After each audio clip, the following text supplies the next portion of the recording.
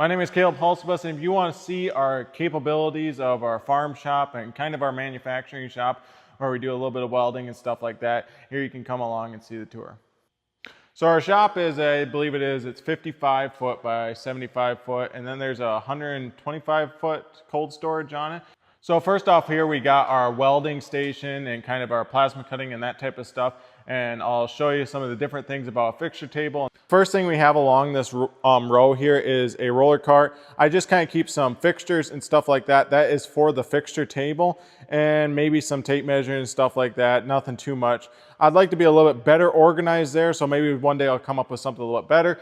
The next thing we have is a Thermodynamics 65i plasma cutter, I believe it is.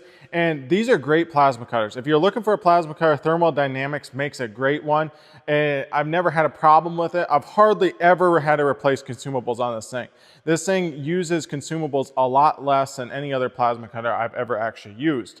And so being said, it is a great one. I think it'll sever up to an inch and a quarter, don't quote me on it, 1.25 inch steel. So that's a pretty darn thick steel that you can sever with that. This is our 260 Power MIG welder. It's a Lincoln. I really liked it pretty darn well. I don't know, maybe if I did it over again, I'd maybe get a Miller. I've had some feeding troubles with it too, but the liner was crushed a little bit inside. So I have just recently replaced the liner. We weld with 75-25 a lot of times. I'm thinking about maybe someday I'll get a bottle of 90-10. But there's some trade-offs to both of 75-25 and running a bottle of 90-10. The next thing we have here is the fixture table. Now this is my favorite tool in the shop.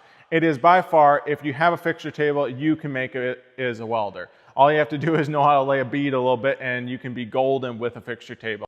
So here's a welding fixture table. If you've never actually seen them, these things are amazing. They can allow you to square up parts, make hand railings, do all that type of stuff. And so what it basically is you have a grid of holes. You have a grid of holes here, and they are 2-inch on center, 5/8 inch holes. And so across this, I don't know how many holes it is. It's probably 600, 700 some holes. But what that allows you to do is it allows you to square parts. So you get these little pegs here, and these little pegs are 1-inch pegs and stuff like that. And you can square up parts anywhere. Remember those old welding tables like over there where you have to put a clamp on the edge, and that doesn't really work well. Then you have to pull out the tape measure every single time. With this, you don't have to pull out the tape measure. You can literally, well, sometimes you have to pull out the tape measure, but a lot of times you can use these holes to square up anything. You can do 45, so how you do a 45 is from here to here is a 45-degree angle. And then if you want it, you can split that again in half, and you can do like a 12.5 or 22.5-degree angle. And so how this actually works is these clamps here, this one's on there pretty tight. These clamps are just a little pin. They're not even a bolt. They're just a little pin, and they go in the hole, and when you clamp down, it cambers back and it locks in place. And so really fast, you can square up pretty much anything. And it is one tool in the shop that is probably my favorite. Since I do quite a bit of welding, I would not be a welder without this tool.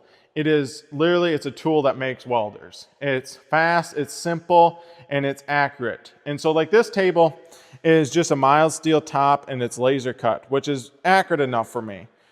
The next thing we have here is the 50-ton hydraulic press. All right, so this is the 50-ton hydraulic press by Redline Stands. It's a very good press. It's very good. I've had it for quite a few years now. I've had no issues with it. It's from a company, I believe, down in Florida, so I had it shipped in. I believe it was around $4,500 when I bought it. I think now it's around that $6,000. Everything keeps going up in price, but this thing is great. And so this press brake on here is a press brake I actually built and I machined and stuff like that. And so it works pretty darn good. The only downside with it is I do not actually have like a stop gauge on it. So when I want to make a stop gauge, I have to clamp stuff on there, but it's not a CNC. So you have to eyeball every single bend. And so you have to get pretty good with your eyeball, but there is no problems really with this press. It's a pretty darn good press. And so if you're looking for a hydraulic press, there's Scotchman out there, and there's this Redline Stand, and there's Edward presses and stuff like this, but this is more of the cheaper, it's a mid-range press. It's not like the super expensive ones, but I'd recommend it. All right, so the next tool we have in the shop here is the Ellis bandsaw right behind me. This is a saw that is a very good starter saw. It's made in the USA, it's made in Wisconsin. All right, so here we have the Ellis bandsaw. This is their 1600 model. I really like this saw. I've had it for probably 4 years now. It does mitering very well. Before I had an Ellis bandsaw, I was using the chop saw, and the chop saw is not fun when you're cutting a lot of steel. So Ellis bandsaw by far is a great saw. If I got one that was different, I'd maybe go with a Dual. A Dual has coolant on it, but this makes a great saw. It is a dry cut saw. So what a dry cut saw means, it does not use any coolant. And so it's completely dry. Sometimes I'll spray some oil on the blades. It doesn't say that it needs that, but sometimes I just feel better about putting a little oil on it so it doesn't get hot and stuff. I have had not much troubles at all with it. The only troubles I've had with it is it sometimes seems like the blades wear out faster than what a coolant saw would be. But overall, it's a great miter saw. It makes the jobs really quick and it cuts through steel very fast. All right, so here is the steel rack. I built this steel rack, I don't know, it's probably 3 years ago or so, or more than that even. But it's a very good steel rack. It works for what I need. We used oil stem, so I don't know if any of you guys know what oil stem is. It's that rusty steel. You see a lot of cattle stuff is made out of that. The only downside to that stuff, it's actually a little bit harder, and so sometimes the welds will actually crack with that. But it seems to not have been much of an issue for this. This steel rack, I don't know, I have a lot of weight on it right now. Before we actually didn't even have gussets on this, so we just recently added gussets to it not too long ago, but it kind of needed that. And down here we have shelves and stuff for sheeting, so like our 4 foot by 8 foot sheets of 1/2 inch or 3/8 or 1/4 inch. And a lot of times we have like 14 gauge on there, 11 gauge, and that stuff will be cut out for signs. All right, so this is probably the coolest tool in our farm shop, manufacturing shop, is the plasma table. This is a 4 foot by 8 foot plasma table. It's by Koike and Arson. They are a New York industrial company. This is their light industrial model. So this machine here will cut up to, I believe it is 3/4 inch mild steel. And so I have cut 3/4 inch mild steel. It actually does a very nice cut job with it. It's pretty darn fast. So what we'll use this machine for in the shop is we'll cut parts out of it for like projects or anything like that. And then we'll also cut signs out of it. All right, so this was the last parts that we were cutting on it. It is for that building over there is some brackets and stuff like that. And so a lot of times we can use these to cut brackets. We can use it to cut different things. We use it for a lot of different things. It's pretty darn fast. We have an 85 amp plasma cutter on it. So it's a pretty good sized plasma cutter. It's nothing crazy compared to the really big industrial stuff, but it works really great for us. Here is an example of a plasma cut part. So what you will notice about plasma, I don't know if you can see that on the camera, but it is that kerf width. And so anything with plasma has a kerf width on it. And so that is where you lose some of the detail with a plasma table or with CNC plasma, is that slight angle. This is actually a very good cut. So yes, this is a farm shop, but I do build some stuff in here, some different types of products, and I'll show you some of them here today, such as trailer steps, skids, and fixture tables, and sheds and stuff like that for cattle, different type of equipment. All right, so this is a service skid. A lot of times when we're building these, we put like an air compressor or an air compressor generator like this is. This is by John Deere, but it's actually built by MITM. John Deere just puts their logo and stuff on that. And then we put hose reels, sometimes a fuel tank, and different toolboxes. I'll find an image and I'll put one up of like a full skid for you guys. All right, so this is the other things that we build. It is some fixture tables, some workbench tables. That's a workbench table. It's just a flat top. So a fixture table is like we showed you earlier. It has a grid. It's 2-inch grid, 5/8 inch holes on center. And this is a 1-inch thick table. So this thing is darn heavy. It weighs in probably around 1,150 pounds. It's 4 foot by 4 foot. And then we have a nice little place to put some storage and stuff like that. But then these are 3/4 inch by 4-inch flat bar to brace the frame and stuff like that. And then there's also a webbing underneath of 1/2 inch by 2 inch. And so these are press brake legs with leveling feet on, really nice leveling feet. And so that's just another thing that we build here. All right, so this is probably the messiest corner of the shop always. I want to do something different here, but it's oil everywhere. That's our oil barrels, our hydraulic oil, our diesel oil, and all that type of different stuff. We got our air compressors there. That air compressor used to leak really bad, but then we fixed that. And then, you know, a little oil caddy and stuff like that. And then also my Snap-on toolbox. That's when I went to school for machining. That's what I used there. And so I don't have any CNC machining tools, but one day, hopefully, I will get some of those. All right, next up, we have our big workbench where we do a lot of different type of stuff. It's pretty much everything that we kind of do, it gets put on this bench and stuff.